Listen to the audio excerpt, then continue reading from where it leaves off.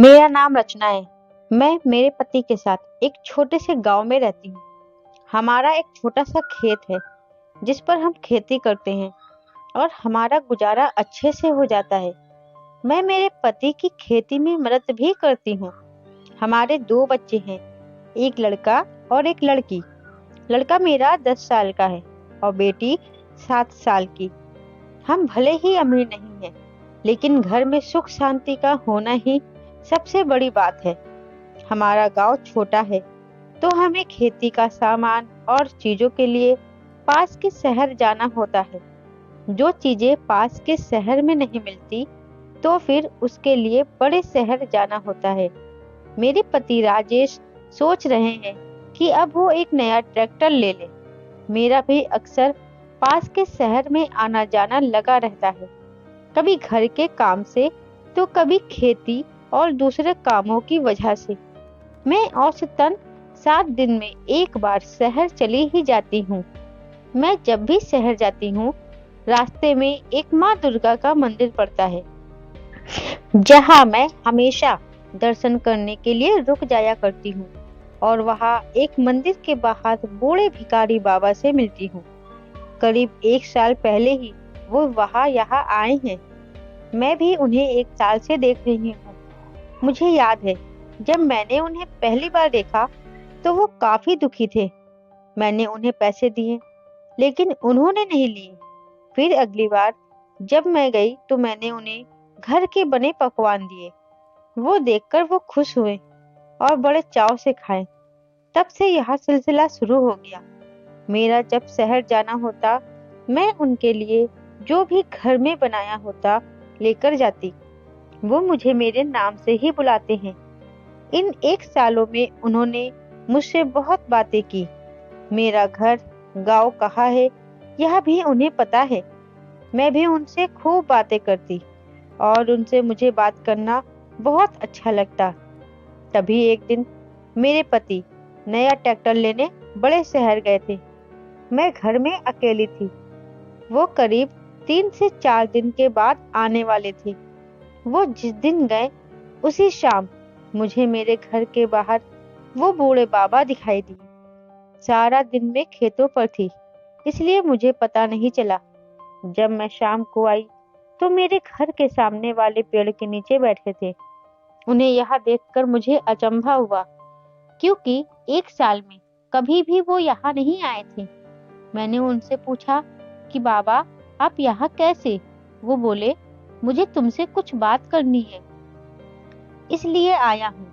मैंने उस समय उनकी बात को हल्के में लिया और सबसे पहले उनके लिए कुछ खाने को घर से लेकर आई।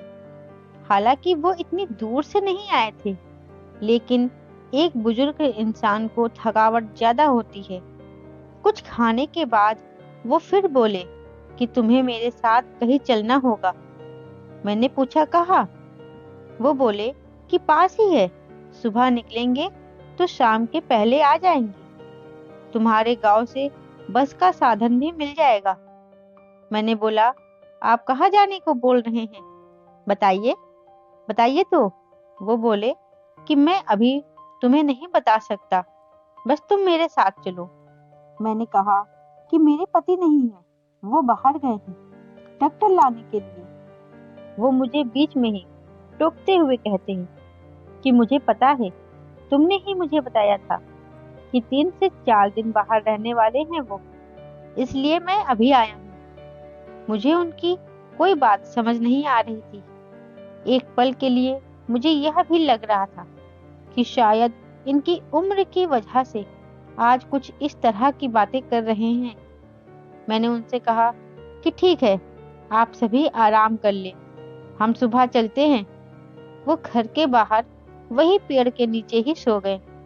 मैंने उस समय उनकी बातों को ध्यान नहीं दिया। मैं सोच रही थी कि शायद वो सुबह होते ही मुझे दिखाई नहीं दे, वही शहर के मंदिर वो वापस लौट जाए। लेकिन ऐसा नहीं हुआ। सुबह जल्दी ही वो मेरे घर का दरवाजा खटखटाने लगे। मैंने दरवाजा खोला। सुबह के 6 बज रहे थे। दरवाजे खोलते ही कहने लगे कि चलो रचना, चलना नहीं है? अब मैंने उनसे पूछा, आप क्या बोल रहे हैं? कहाँ जाना है? आज आपको क्या हो गया है? हालांकि मैं उन्हें पिछले 1 साल से जानती थी, लेकिन आज वो कुछ बदली बदली बातें कर रहे थे। वो बोले कि तुम्हें मेरे साथ चलना होगा। मैंने बोला, कहाँ? कहाँ जाना है? आप बताओ, मेरे पति नहीं है। वो बोले, ज्यादा समय नहीं लगेगा। अभी 8 बजे निकलेंगे तो शाम 5 बजे तक वापस आ जाएंगे। मुझे एक पल के लिए कुछ अजीब लगा, लेकिन फिर मैं उन्हें 1 साल से जानती थी, लेकिन उनके बारे में कुछ ज्यादा नहीं जानती थी। इसलिए मुझे उनके साथ जाने में थोड़ा संकोच जरूर हो रहा था। लेकिन मैं इतना जरूर जानती थी कि उन पे विश्वास किया जा सकता था। उनकी जिद को देखते हुए मैं उनके साथ जाने को तैयार हो गई। हमारे गांव से एक बस जाती थी। वो जहाँ जाना चाहते थे वो जगह करीब 40 किलोमीटर दूर थी। बस में बैठने के बाद हम करीब 11 बजे एक गांव पहुंचे। जहां उतरने के बाद उन्होंने कहा कि चलो मेरे पीछे आओ। ज्यादा तेज वो चल नहीं पा रहे थे, लेकिन धीरे धीरे चलकर वो गांव के बाहर हो गए थे। करीब 1 घंटे से हम चले जा रहे थे। अब गांव के बाहर सुनसान जगह की शुरुआत हो गई थी। अब मेरा दिल बहुत तेजी से धड़क रहा था। मैं सोचने लगी, कहीं मैंने इन पर भरोसा करके गलती तो नहीं कर दी। मैंने उन्हें कहा कि आप कहाँ ले जा रहे हैं? वो बोले कि थोड़ी देर और चलो, बस आने ही वाला है। उसके बाद भी करीब आधा घंटा चलने के बाद वो एक छोटी सी झोपड़ी में पहुंचे। बाहर से देखने पर जर्जर थी। उन्होंने उसका दरवाजा खोला। उसकी चाबी उनके पास थी। झोपड़ी में जाने के बाद वहां मुझे सिर्फ पत्थर ही पत्थर दिखाई दिए। उन्होंने कहा कि यह बड़ा पत्थर हटाओ। मैंने हटाया और फिर उन्होंने वहां खोदना शुरू कर दिया। धीरे धीरे खोदने के बाद उन्होंने वहां से एक बहुत बड़ा बक्सा निकाला, जिसकी चाबी भी उनके पास थी। उन्होंने वो बड़ा बक्सा खोला और मुझे दिखाया। बक्सा खुलते ही मैंने जो देखा तो तुझे तो मुझे मेरी आंखों पर यकीन ही नहीं हुआ। मैं तो जैसे सदमे में हो गई थी। वो बक्सा पैसे और जेवरात से भरा था। मैंने देखते ही पूछा, यह क्या है बाबा, और किसका है? वो बोले, बेटी यह मेरा है और अब यह तुम्हारा है। यह पहली बार था जब उन्होंने मुझे बेटी कहा। मैंने कहा, आपका कहाँ से आया? उन्होंने कहा कि मैं तुम्हें पहले बताता तो तुम मानती नहीं, समझती कि मैं पागल हूँ। इसलिए मैं तुम्हें सिर्फ यही बोल रहा था कि मेरे साथ चलो। तब उन्होंने पहली बार अपनी कहानी सुनाई। वो बोले कि बेटी, यह मेरा और मेरे बाप दादाओं का कमाया हुआ धन है। यह तो कुछ नहीं है। मेरे पास तो अच्छी जमीन थी, बड़ा सा घर था। मेरी पत्नी का बेटे को जन्म देते समय ही निधन हो गया था। मैंने मेरे बेटे के लिए ही दूसरी शादी नहीं की और पूरी मेहनत से उसे पढ़ाने और बड़ा करने में लग गया। मैंने उसे माँ और बाप दोनों का प्यार दिया और बड़ी मशक्कत के बाद आज वो आईएएस ऑफिसर है। मैं बहुत खुश हुआ था जब उसने इतनी बड़ी मकाम हासिल की थी, लेकिन फिर उसे एक लड़की से प्यार हो गया और सब खत्म हो गया। वो लड़की मेरे बेटे की जायदाद से प्यार करती थी। उसने उसे भड़काया और मेरे बेटे ने मुझे घर से निकाल दिया। अभी वो मेरे घर और जमीन के साथ जी रहा है। उसे इसके बारे में भी पता था, लेकिन जब उसके बार बार पूछने पर भी मैंने उसे नहीं बताया, तो उसने कहा कि जब आप मुझे वो नहीं देना चाहते तो घर से निकल जाए। उस दिन से मैं घर से निकल गया और दूर जाकर मंदिर के बाहर जाकर बैठने लगा। वो मेरे प्यार और त्याग को भूल गया। उसने एक लड़की के लिए मुझसे सारे रिश्ते तोड़ लिए। इतना कहकर वो बाबा फुट फुट कर रोने लगे। मैंने उन्हें शांत कराया, उन्हें तसल्ली दी। फिर उन्होंने खुद को संभालते हुए कहा, तुम में मुझे मेरी बेटी दिखती है। मैं अब कितने दिन रहूंगा, इसलिए मैं चाहता हूँ यह सब तुम रख लो। उनकी बात सुनकर मुझे बहुत दुख हुआ कि उनके साथ ये हुआ है। मैंने कहा कि इस दुनिया में कर्म के फेर से कोई नहीं बच सकता। लोभ में इंसान अंधा हो जाता है। मेरा और आपका रिश्ता बिना स्वार्थ का है। मैंने कभी आपसे कुछ चाहा नहीं और अब भी मैं इसे नहीं लूंगी। इस पर मेरा हक नहीं है। मेरी बात सुनकर उन्हें हैरानी हुई। हमें बस अपना कर्म और कर्तव्य को निभाना चाहिए। आप अपना कर्तव्य निभाएं। आप पिता हैं। आपका जो भी है वो अपने बेटे को दे दे। मैं इसे नहीं ले सकती। उनके कर्म उनके साथ होंगे, हमारे हमारे साथ।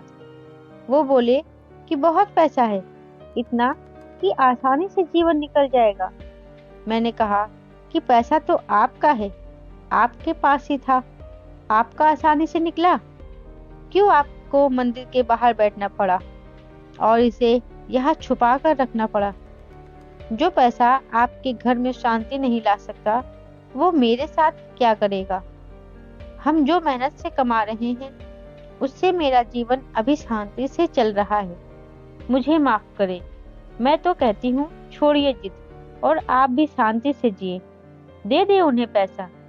वो बोले कि बेटी, मैंने सोचा कि आज मैं तुम्हें कुछ धन देकर तुम्हें खुश कर दूंगा।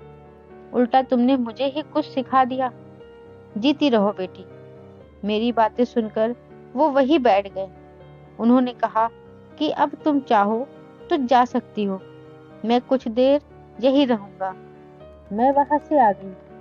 मुझे बहुत शांति अनुभव हो रही थी। करीब 7 दिन बाद मेरा शहर फिर जाना हुआ। मुझे बाबा वहीं बैठे दिखाई दिए। मुझे देखकर बहुत खुश हुए। मैं उनके पास गई तो बोले कि मैं उन्हें वो पैसे दे आया। बहुत शांति का अनुभव कर रहा हूँ। धन उनके लिए महत्वपूर्ण नहीं था। धन उनके लिए महत्वपूर्ण था तो मेरे लिए भी तो था। वो लेने की जिद पर अड़े थे और मैं ना देने की। धन के भूखे तो हम दोनों ही थे। जब तुम इतनी युवा होकर इतना धन छोड़ सकती हो, तो मेरे तो दिन ही कितने बचे हैं। तुमने सच में मुझे शांति का अनुभव करा दिया। बाबा अब सच में खुश लग रहे थे। मुझे भी अच्छा लग रहा था उन्हें ऐसा देखकर। दोस्तों, कहानी अच्छी लगी हो तो वीडियो को लाइक और शेयर करना मत भूलें और आगे ऐसी कहानियां सुनने के लिए मेरे चैनल को सब्सक्राइब जरूर करें। धन्यवाद।